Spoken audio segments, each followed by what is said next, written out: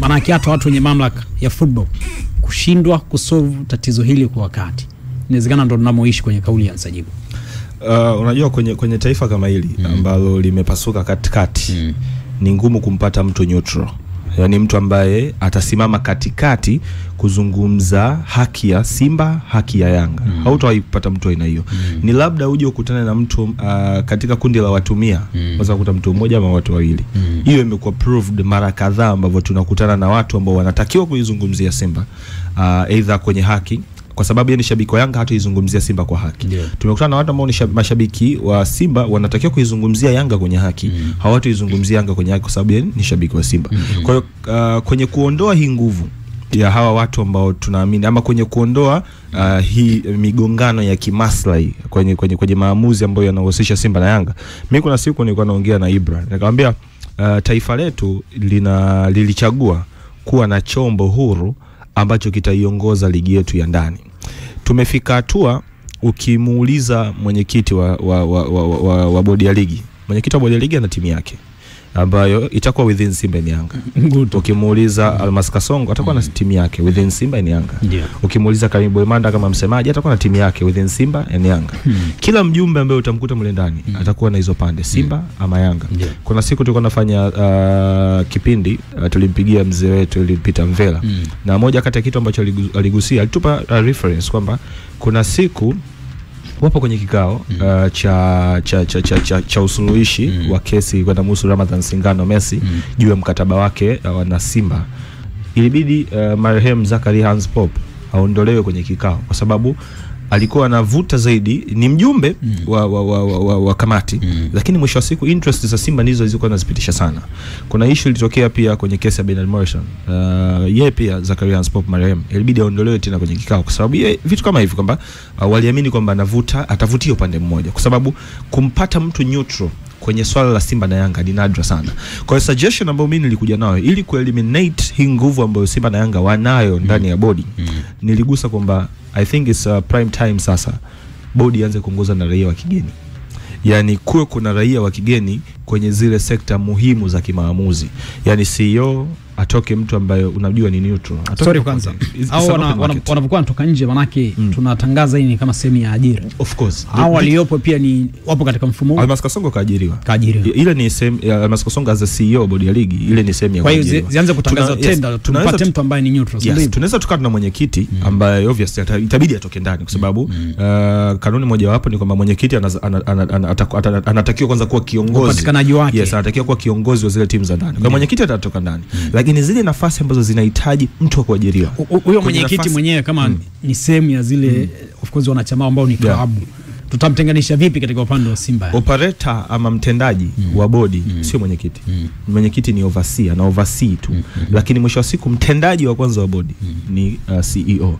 Baada ya au chini ya CEO zinafuata kamati ambazo hizo kamati nazo pia it's a prime time uanze kutafuta watu ambao wako neutral. Inatangazwa hiyo, yani sio kwamba Brain uingie kwenye kamati sababu Brain unafahamiana na rais wa shirikisho, ama Brain uingie kwenye kamati kwa sababu unafahamiana na katibu mkuu wa shirikisho.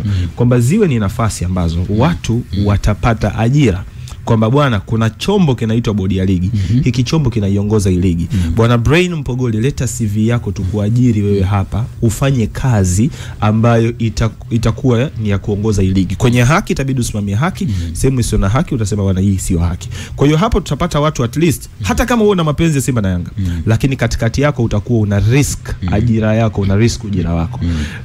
As long as tutakuwa tunaenda hivi kwamba bwana sisi Brain Pogole mimi nakufahamu wewe kaa hapa, Nsajigwa senior mimi nakujua wewe kaa hapa, hatutowahi kuja kuondokana na haya mambo.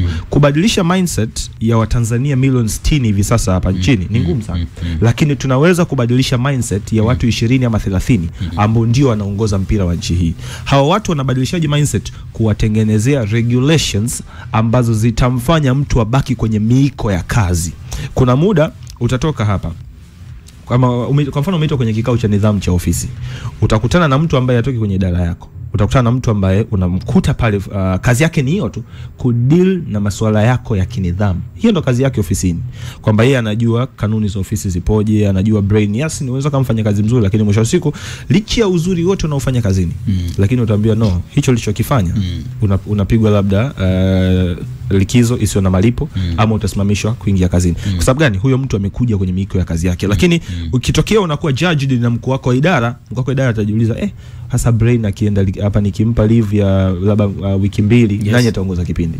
Kuna ngoja jikuta tunahitaji watu aina hiyo, watu ambao watasimama katikati. Mfano mzuri, kuna siku tulikuwa kwenye vikao vyetu vya ofisi, na katika mazungumzo yetu ya miiko ya kazi tulipewa story moja ya viongozi ambao huwa wanasimamia hizi media. Akasema kwamba ukienda kwa mfano TCRA, wale watu wanaofanya maamuzi ya media fulani ifungiwe, media fulani imekosea, watu fulani watu fulani wamekosea, unakutana na panel ya watu ambao wao hiyo ndo kazi yao tu. Hiyo ndo kazi yao. Yani anajua bisa, anaamka asubuhi anaenda kuangalia brain jana kwenye kipindi aliongea nini. Brain alitukana kwenye kipindi. Hili ni tusi. Brain ni nani kwenye nchi? Inawezekana yani akaajiriwa kwa ajili ya kazi. Inawezekana media mogul kabisa, lakini unaambiwa no. Huyu bwana hata kama ni media mogul, huyu bwana alitukana kwenye kipindi. Hii ni kazi yake. Yeye atasema bwana hili ni tusi. Kwa sababu asiposema ni tusi atakuwa judged baadaye. Mbona huyu alitukana, wewe umeshindwa kumhandle. Kwa hiyo kwangu mimi hii ndio miiko ama ndio misingi ambao wanatakiwa kuwekea wale viongozi wa bodi ya ligi, kwamba mtu hata kama uwe na mapenzi, inawezekana miiko ipo, lakini shida labda hilo neno mapenzi. Yes, miiko ipo brain, lakini ipo kwenye nyanja gani? Yani leo hii it's very easy, mtu anasemeteuliwa, mimi najiuzuru tu kwenye kamati, mtu anaondoka. Kama anajua hamna kitu anacho risk. Yani pale ni sehemu kama is a voluntary thing, kwamba bwana brain, mimi naona bwana Embo tusaidie hapa kwenye bodi ya ligi. Kwa hiyo sasa inatakiwa apatikane mtu ambaye haendi pale voluntarily, anaenda pale kwa sababu ile ndio ajira yake. Yani siku kinaitwa inaitwa kama kikao cha kamati ya uendeshaji wa ligi, huyo mtu huyo ndo kazi yake. Anafika pale, anakaa chini, anajua kabisa naingia kazini, natakiwa niamue kwa haki. Nani amefanya 1 2 3, kanuni zinasemaje? Kanuni zinasema 1 2 3. Huyu mtu hata siku ambayo atakuwa amekiza, kwa mfano sasa hivi tunamhukumu nani? Yani this time mtu pekee ambaye unaweza kumhukumu ni CEO. Hao wengine wajumbe, mtu sana anajiuzuru, it doesn't matter. Yani hata ukijiuzuru ushafanya mess up. Lakini sasa ikitokea kuna mtu amekaa pale, una question, bwana sikiliza, kazi yako si kusimamia kanuni. Ndio. Kwa nini watu walishindwa kusimamia kanuni tarehe 8? Wewe ulikuwa wapi kuhakikisha kanuni zinasimamiwa? Wewe umeshindwa kusimamia mpira wa ligi, you are fired. Huyo mtu next time, hata wale wanaobaki next time watasimamia kanuni. Kwa hiyo kwangu mimi is about changing mindset ya viongozi wa mpira kwa kuwawekea sheria ambazo zitawafanya waachane kabisa na kuegemea upande mmoja. Na kufanya hivyo, it's bodi ya ligi kiwe chombo ambacho kinaajiri wafanyakazi wanaenda kufanya kazi, na kisiwe tu chombo cha kumteua. Mzee wako nani Eliud Mvela ashaikiri hapa, nafikiri hata kama sio jana alizungumzia issue nzima ya bodi ya ligi kutokuwa uhuru. Nafikiri alizungumzia mchakato mzuri. Anakupa experience kwa engo ya kwamba mtu amehudumu kwenye soka letu la Tanzania. Sasa unajua mmegusia issue ya kuajiri watu kutoka nje. Na sio lazima iwe nje, hata hapa nchini unaweza kama ajiri bwana Nsajigwa watoke nje, watoke hapa, bado haiwezi kuwa suluhisho, kwa sababu maana lazima, nafikiri kama nilikunukuu vizuri, utayari wetu sisi utayari ule wa kubadilika bado sana, kwa sababu yani tukiwa tayari maana yake tutakuwa tumeshapokea kile ambacho tutabidi tukiishi kwenye misingi. Wale viongozi waliopotea hivi sasa na bodi ya ligi, inawezekana kweli alikuwa na Simba na Yanga, lakini hakuna uthibitisho moja kwa moja kwamba wao wanafanya maamuzi kutokana na mapenzi. Yani kimacho kinaamuliwa kusema Simba na Yanga wao wanakipenda, huo uthibitisho huo, lakini wanahukumia si kama hivi matukio kama haya yanatokea unashindwa kusimamia. Issue yangu ambayo inakuja, na kama kuna mmoja anaonekana maybe ana yani kuna kitu kidogo tu, of course ikapewa nafasi ya kusikilizwa. Sasa hoja ya msingi hizi double standards nafikiri ndio ambazo zinawafanya sasa watu wafikie hatua hii. Sasa double standards ni kwa timu nyingine, yani Simba na Yanga wao ndio wana dunia yao. Sasa issue ni moja, hata mkiwaajiri hao watu bado iki chombo kikawa huru, lakini bado kuna watu ambao wako juu zaidi ya iki chombo. Yani hata mumtoe mtu Uganda, mumtoe mtu wapi, lakini as long as anafanya maamuzi ambayo yaenda kumwasili Simba au Yanga, afu kuna watu wana nguvu kuliko ya bodi, bado hawezi kusaidia. Ndio maana nasema ili iwe sawa, hao wakubwa wakubali timu zao kama zimekosea ziadhibiwe, wao wanakubali kukaa kimya. Swali lako la msingi, hii nguvu Yanga wanaitoa wapi? Nimekuambia wanakoitoa. Je, wale mkiwaleta watu wenu wa nje wako tayari kuwapokea maamuzi kwamba wataamudu hawa watu. Hata kama hawapo tayari, hata mumlete Mchina atatolewa tu. Okay, Joachim, unajua tumebezi sana Young Africans kwa sababu wachezi, si ndio? Tumeachana na Simba kwa sababu amerelax, anasubiri tarehe 15. Ninachokiona ni kitu kimoja. Bodi ya ligi imeshapanga tarehe. Ninachoamini kwa uongozi wa Simba mpaka mashabiki wa Simba washajua Young Africans hachezi. Kuanzia kwenye kisaikolojia kwa viongozi wa timu mpaka mashabiki wanaamini tarehe 15 tuenda kuchukua ubingwa. Ikitokea tarehe 15 waliopanga ile tarehe wakaenda kinyume hii tatizo ambayo Young Africans amesema hachezi, tutegemea tunarudi kule kule.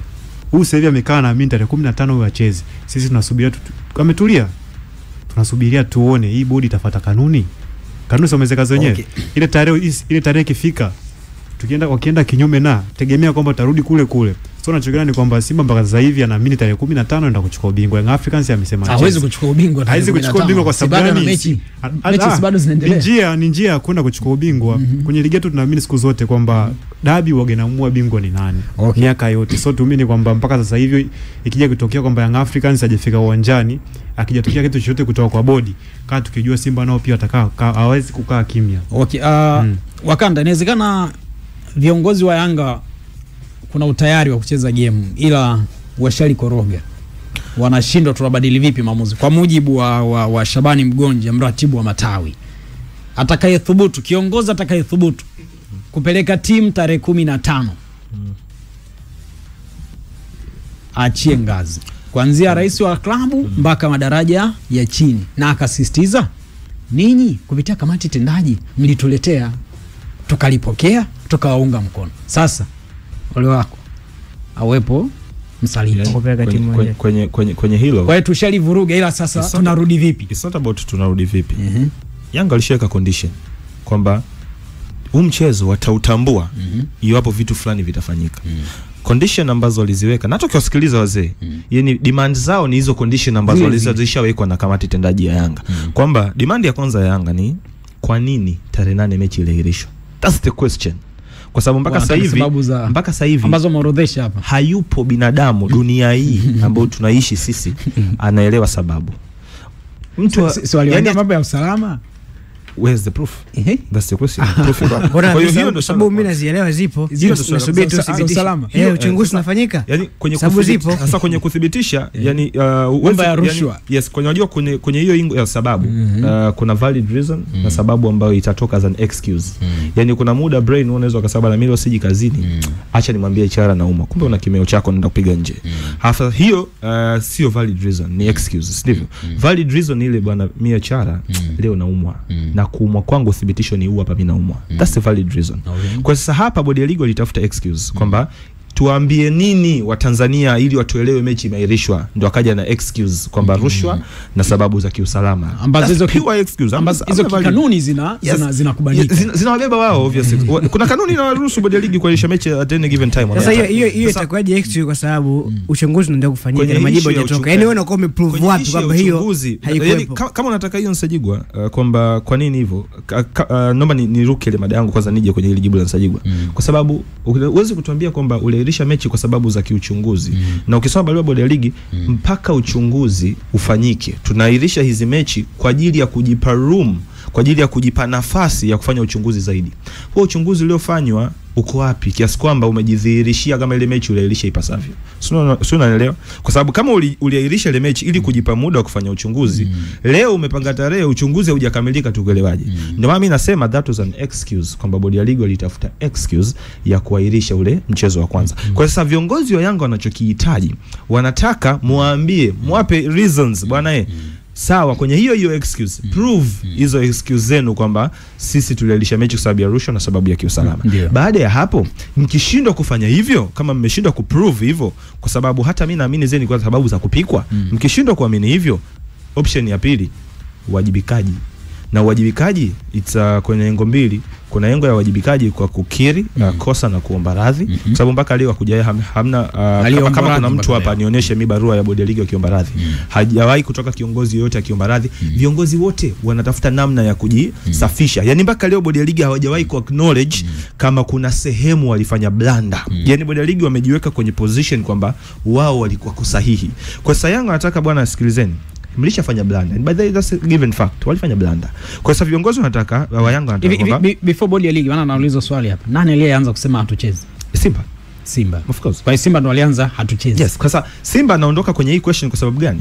Simba baada ya kusema hatuchezi akapata backup ya viongozi ambao ndo tunakuja kwenye hii hoja kwamba walifanya blanda. Kwa nini bodi ya ligi walikosea? Baada ya Simba kusema hatuchezi, viongozi wa bodi wakaweka nini unasema wigo kwamba wewe ucheze sawa, sisi tunailisha mechi kwa ajili yako. Sasa viongozi wa Yanga ndio wanasema kwamba kwa sababu mlifanya blanda ile mwajibike. Kuwajibika ndio huko kuomba radhi.